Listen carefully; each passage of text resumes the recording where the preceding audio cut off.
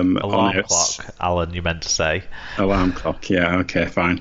On air at 6:30, and the last one, the 16th of November, presumably presumably in Papua New Guinea, and that's on air at 7 a.m. Yeah, so it's good that we've got all the good TV news. coverage. Yeah, definitely good news. Definitely good thing to have. Excellent. Well, we'll finish this week's news on a positive then, and we'll leave it at that and start getting excited. Oh, actually, whilst talking about Great Britain, I had a bit of a disaster yesterday. I spilt what I was cooking down my new Great Britain shirt. I knew I shouldn't do anything wearing it, and I knew I was risking it, but I wasn't making anything particularly splashy, I didn't think. But when I put a tray into the sink, some spat back. It was a whole ordeal, but it's safely cleaned and refreshed now, which is good. But yeah, it was a drama. It was a drama, Alan. What's like some of those news stories? I mean, I've got to. The rule always is if you're wearing something that's predominantly white, the rule is that something red will no doubt spill on it. That's the usual way, or something that'll stain. But it sounds like you've had a narrow escape. In the end, thanks very much to Emma's hard work of whatever cleaning stuff she used. I didn't touch it. I'd got so worried about making it worse. There you go. Excellent stuff. Cool. That's the news from this week. Then if you do fancy commenting on any of the news stories over the next week for us to talk about on next week's show, then do get in touch and we'll send you a link to the Google form for your fan views on the week's news. Now let's move on to the Challenge Cup and 1895 Cup final match reviews.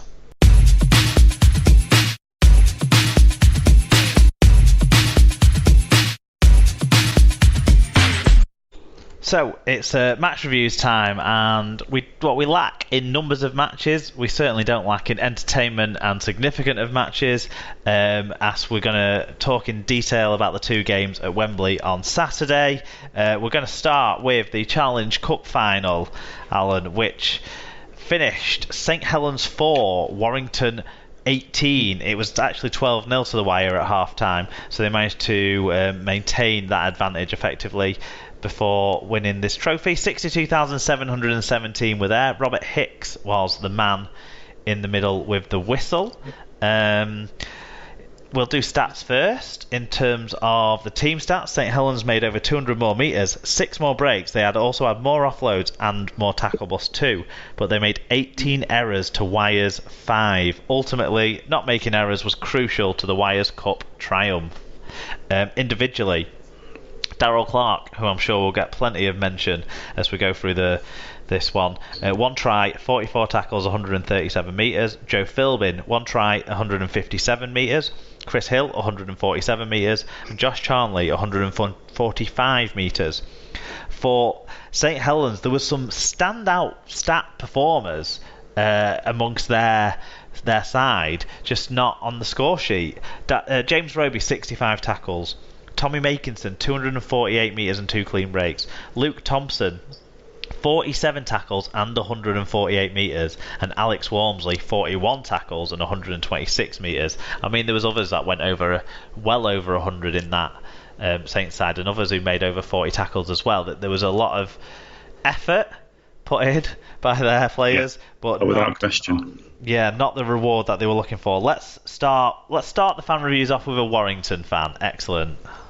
Yep, so Mike Dodd says, it's 2 a.m. on Sunday morning and I've just finished watching the game back. What a match and what a performance.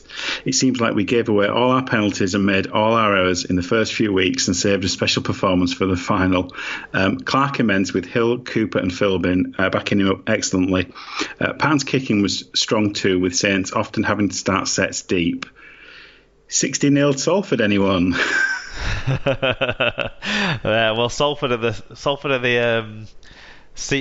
other winners, aren't they?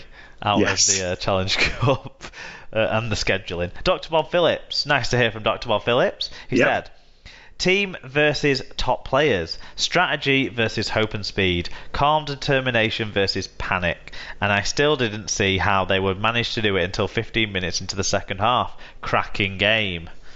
Yeah, that's very prescient review. Very good. Fatboy Rob says... You should hear from that guy more. He sounds like he knows what he's talking about. It's just a shame he doesn't watch enough games anymore. Yeah, get in touch. Keep getting in touch, Bob. Yeah. Fatboy Rob says, good game with wildly deserved winners. I think the try/no tries even themselves out with the soft no try for obstruction.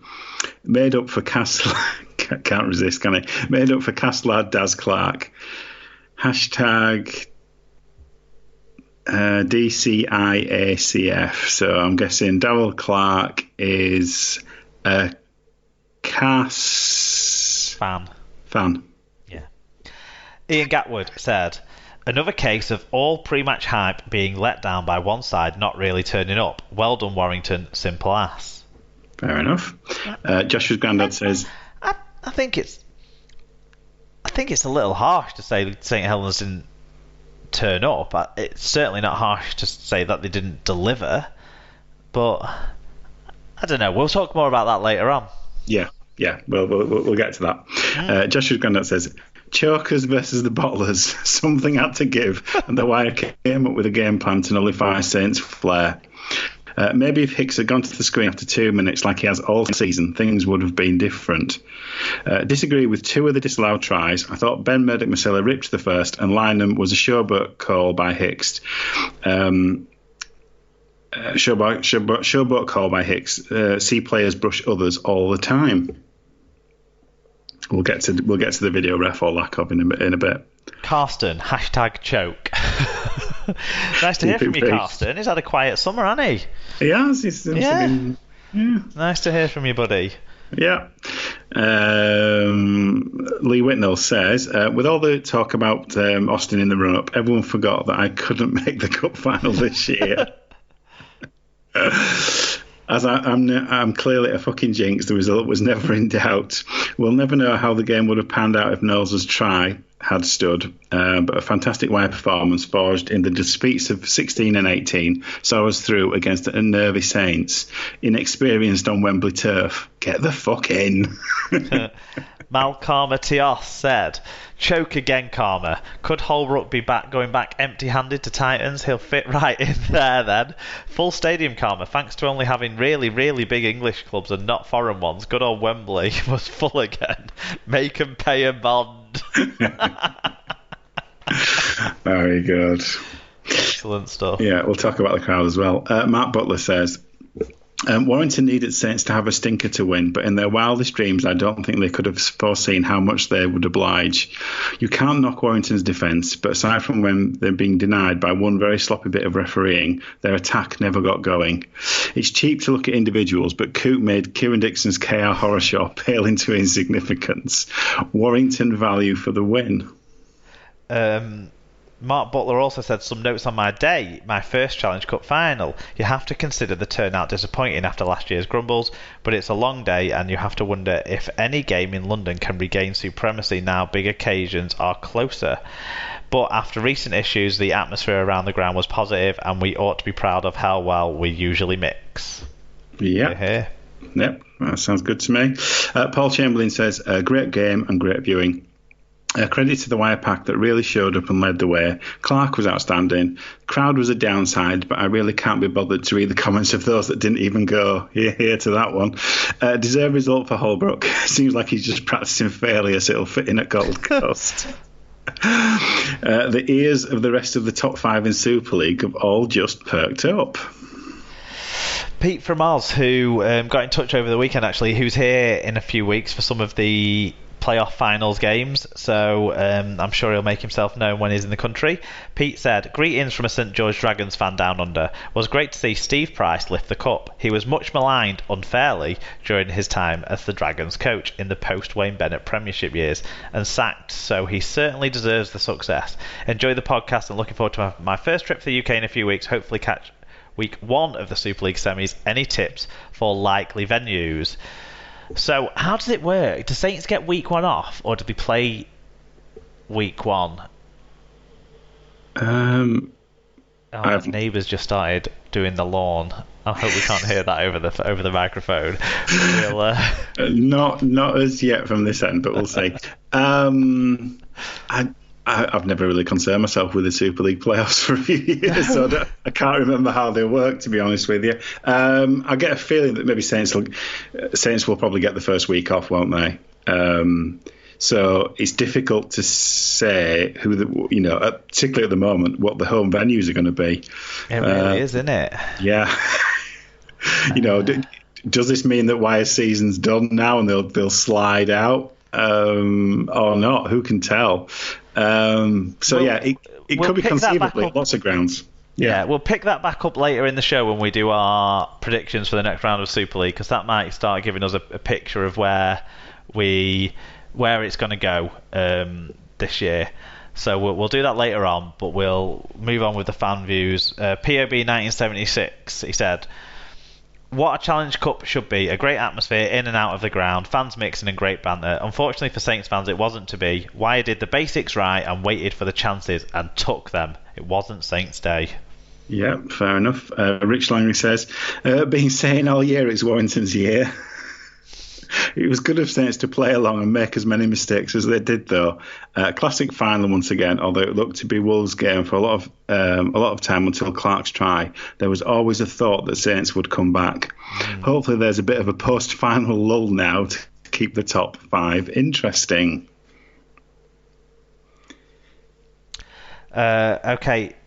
Rich Wilkinson said, played out pretty much as I thought it would, although thought there'd be a few more tries on both sides. However, Saints' lack of ability to complete made it a lopsided scoreline in the end. Unfortunately for Saints, they will win out this year. Well, they've already won something, so... Yeah. So St David who's got a crying emoji in his title, bless him. Oh, I do feel for Saints fans a little bit. Well, that was disappointing. Wire kept it simple, defended well, and had the best player in Clark. Saints were rusty and lacked composure. Of course, an early nose try could have changed everything, but it didn't. Time to change to a captain's challenge for video referees? Well, you would say that. We deserve to be champions, but will we win the grand final? Not sure. 5 games to find out. It's really hard to really know for sure, isn't it? It's we'll talk. I mean, chokers, aren't they? It's terrible. I'm going to say all this sort of stuff because David said he's not going to listen. So I really, if he's not going to listen, he won't have to hear me talk about how much of a bunch of Bottlejobs and chokers is. I don't know. Joking. We'll talk about the video refereeing situation as we go along. Tom Andrews said the Saints fans will blame the officials but should look closer to home. Wire basically did what Halifax did in the semis but with a bit more quality. That's a really good point from Tom, that. Yeah, that I hadn't, until I read it, I hadn't thought of it in those terms. But yeah, that's a really good point. He says, think Saints faltered in resting players. Bringing them in with no form and momentum should have been the game plan. Hope all those Wire fans who sold their tickets because Austin wasn't playing enjoyed it. Saints the new bottlers. The new bottlers, the original bottlers, always the bottlers. Tom Eckley says, outstanding effort 1-17 there. Game won purely from desire. Kicking game so much better than my wildest dreams. I'm still in shock. Imagine being bigger bottlers than us, though. Yes. Yes, indeed. Okay. White Pie says, Saints, choking in important games since 1895. It hasn't always been that way. No. And then not there was a FC. disgusting spell where they won a lot. Yeah, there was. This is the thing. And Bradford were the main affected team by that. But anyway, yeah, it's certainly turned around now. Not FC Page says, fantastic from start to finish.